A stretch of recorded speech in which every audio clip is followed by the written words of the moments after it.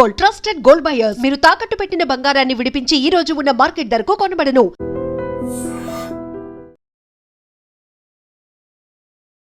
నమస్తే, welcome to I dream. నేను వలి. ఇళయ దళపతి విజయ్ తమిళనాడు ముఖ్యమంత్రి. విజయ్కి మద్దతు పెరుగుతోంది ప్రస్తుతం. అంటే ఆయన ముఖ్యమంత్రి అవటానికి ఎంత ఇబ్బంది పడ్డాడో మనం చూసాం. ముఖ్యమంత్రిగా ప్రమాణ స్వీకారం చేయడానికి ముందు ఎంత డ్రామా నడిచిందో మనం చూసాం. అంటే ఏ పార్టీలు మద్దతు తెలుపుతాయి, మద్దతు తెలిపిన పార్టీలు కూడా మళ్ళీ వెనక్కి వెళ్ళిపోవటం, ఇవన్నీ చూసాం. కానీ ఎప్పుడైతే 120 మంది ఎమ్మెల్యేల మద్దతు వచ్చిన తర్వాత, ముఖ్యమంత్రిగా ప్రమాణ స్వీకారం అయిపోయిన తర్వాత, ఇప్పుడు ఇతర పార్టీల్లో ఉన్నటువంటి ఎమ్మెల్యేలు కూడా మద్దతు తెలిపేందుకు రెడీ అయిపోయినట్టుగా తెలుస్తోంది.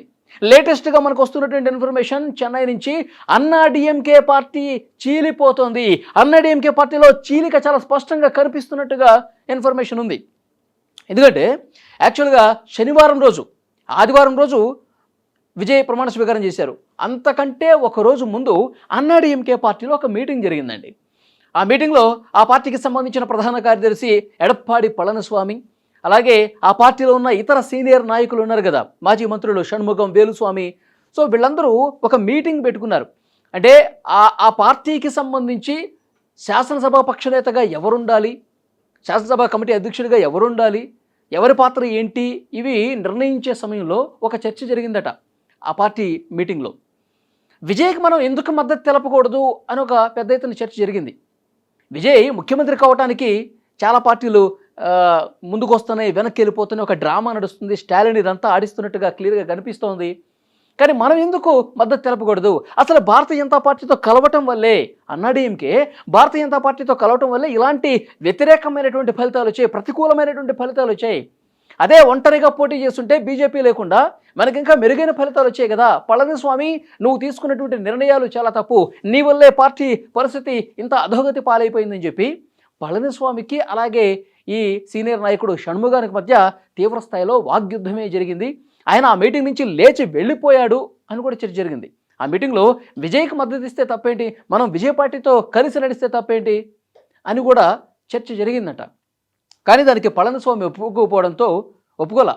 వెంటనే ఆ మీటింగ్ నుంచి ఉన్న పళంగా ఈ షణ్ముగం, వేలుస్వామి, ఇంకా ఆయన తరఫున ఉన్నటువంటి దాదాపు 30 మంది వరకు కూడా బయటకు వచ్చేసారంట. వచ్చేసిన తర్వాత వెంటనే ఈ షణ్ముగం ఇంట్లో ఇంకొక ఆఫీసులో మీటింగ్ పెట్టుకున్నారు. వీళ్ళు పళనిస్వామి వ్యతిరేక వర్గం మీటింగ్ పెట్టుకుంది. ఆ మీటింగ్లో ఈ వేలుస్వామిని శాసనసభాపక్ష నేతగా ఎన్నుకుందాం అని చెప్పి 38 మంది సంతకాలు చేశారు. ఆ 38 మంది కూడా రేపు 13వ తారీఖు బుధవారం రోజు తమిళనాడు అసెంబ్లీలో బలపరీక్ష ఉంటుంది కదా. ఎందుకంటే గవర్నర్ ఇది సంకీర్ణ ప్రభుత్వానికి నెంబర్స్ చూపించారు, ఓకే చెప్పాడు, మీరు ప్రమాణ స్వీకారం చేసుకోండి చెప్పేశాడు. కానీ తమిళనాడు అసెంబ్లీలో బలపరీక్ష అనేది ఒకటి ఉంటుంది. అది 13వ తారీఖు జరగబోతోంది. 13వ తారీఖు బలపరీక్షలో కూడా అన్నా డిఎంకేని ఇప్పుడు వ్యతిరేకిస్తున్నటువంటి ఆ పార్టీ నేతలు ఎవరైతే ఉన్నారో, పళనిస్వామిని వ్యతిరేకిస్తున్నటువంటి వర్గం ఏదైతే ఉందో, దాదాపు 38 మంది వీళ్ళు విజయ్కి మద్దతు తెలిపే అవకాశం ఉన్నట్టుగా తెలుస్తోంది. ఇప్పుడు 120 మంది ఉన్నారు విజయ్తో కలుపుకొని. ఇప్పుడు ఇంకొక 30 మంది, అంటే 158 మంది వరకు ఇక్కడ విజయ్కి మద్దతుగా నిలిచే అవకాశం ఉన్నట్టుగా చర్చ జరుగుతోంది. ఎందుకంటే పళనిస్వామిని విభేదించి వాళ్ళు ఒక చీలిక ఏర్పడి విజయ్ని సపోర్ట్ చేస్తే కనుక నిజంగా తమిళనాడు రాజకీయాల్లో ఇది ఒక సంచలనమైనటువంటి విషయంగా మారే అవకాశం చాలా స్పష్టంగా కనిపిస్తోంది. ఎందుకంటే అన్నా డిఎంకేలో, ఎందుకంటే ఇప్పుడు పళనిస్వామి తీసుకున్నటువంటి నిర్ణయాల వల్ల, బీజేపీతో కలిసి ప్రయాణం చేయడం వల్ల, అసలు బీజేపీతో కలవటమే తమిళనాడు ప్రజలు యాక్సెప్ట్ చేయలేదు. ఈ ఉత్తరాది పార్టీలు, భారతీయ జనతా పార్టీ అంటేనే తమిళనాడు ప్రజల్లో చాలా నెగిటివ్ ఉంటుంది. అలాంటి పార్టీతో మీరు కలిసి పార్టీ నాశనం చేశారు, ఇలాంటి భావన అన్నా డిఎంకే సీనియర్ నేతల్లో వ్యక్తమై పళనిస్వామి నుంచి వేరుపడ్డారు. ఈ వేరుపడ్డటువంటి 38 మంది విజయ్కి మద్దతు తెలిపే అవకాశం ఉంది.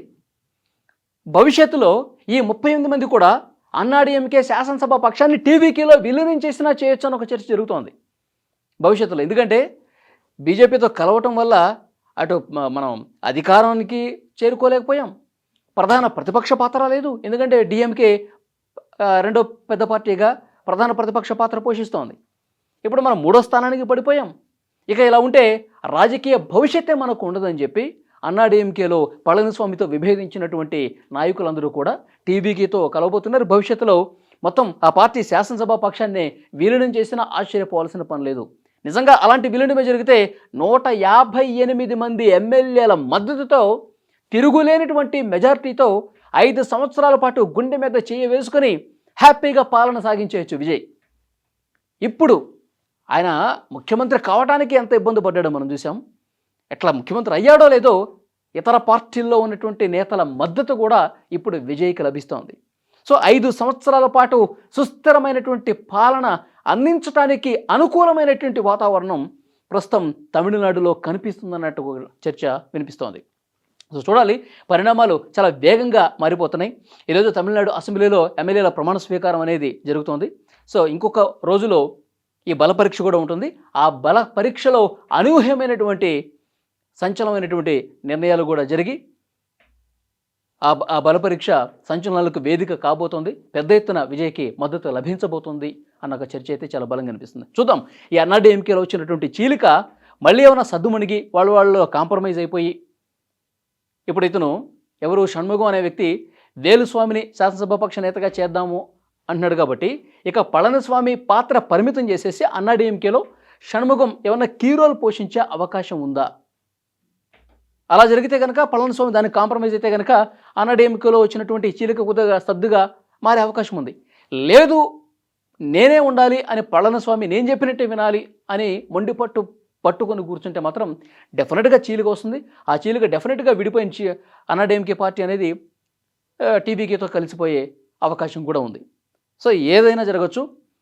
ఇట్లా ప్రమాణ స్వీకారం చేశాడో లేదో, ముఖ్యమంత్రి అయ్యాడో లేదో, ఇతర పార్టీల్లో పెను కుదుపుతున్నటువంటి పరిస్థితి స్పష్టంగా అనిపిస్తుంది. సో చూద్దాం భవిష్యత్తులో ఎట్లా ఉంటాయన్నది. ఈ వీడియో మీద తప్పకుండా మీ అభిప్రాయాన్ని కామెంట్ బాక్స్లో తెలియజేయండి.